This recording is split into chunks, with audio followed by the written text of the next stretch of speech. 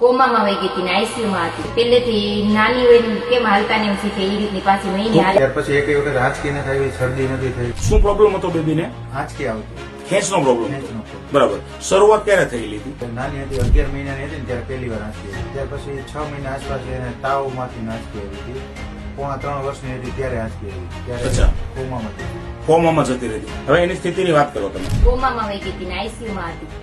અચ્છા, કોમામાં જતી રહી અને આઈસીયુમાં દાખલ રાખેલી 15 દિવસ સુધી. 15 દિવસ ત્યાં દાખલ કરી, પછી 15 દિવસ ઘરે આવ્યા ને ત્યાર પછી પાછી પહેલેથી નાની હોય ને કેમ હાલતા ને એમ શીખે એ રીતની પાછી મહિને હાલતા ટૂંકમાં શીખે. દોસ્તો, આજે શ્રીજી ઇમેજિંગમાં એમનું બેબીનું એમઆરઆઈ કરાવેલું છે કે આ મગજની સ્થિતિ શું છે એને જાણવા માટે. આજે બેબી જયારે કોમા સ્થિતિમાં હતી, આઈસીયુમાં એડમિટ કરેલી અને હોસ્પિટલ 15 દિવસ રાખેલી. બરાબર. ટ્રીટમેન્ટ ચાલુ છે ને ઓક્સિજન પણ ચાલુ છે અને આંચકી પણ ચાલુ છે. ડોક્ટર એમને એમ જ કીધું હતું કે તમારે એમ માનવાનું છે કે અમારું બાળક નાનું છે. 2 વખત કેરળ લઈ ગયા. 2 વખત કેરળ લઈ ગયા. અમારા બેન છે, અમને સલાહ આપી કે આ પાવડર પીવડાવ, નેટસર્ફનો છે. તો પાવડર આમ ચંદ્રિકાબેન આપ્યો તરત બેબીએ પીવાનું શરૂ કરી દીધું હતું. ના, તો એ રોટલીમાં ને એમ આપતા.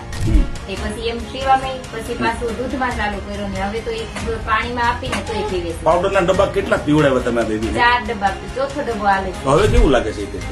રિઝલ્ટ સારું છે. હવે ત્યાર પછી એક વખત આંચકી ન થઈ, શરદી નથી થઈ. પેલા શરદી હતી, શરદી એમ કાયમી રહી. નાકમાં મસાજ એવું રહે. એક્સરે કરાવ્યો એટલે કે આને નાકમાં મસાજ રહે. પછી તમે આજે આ પાવડર બેબીને પીવડાવ્યો છે, તો પાવડર પીવડાવવાથી આંચકીનો પ્રોબ્લેમ સોલ્વ થઈ ગયો? આંચકીનો પ્રોબ્લેમ સોલ્વ થઈ ગયો.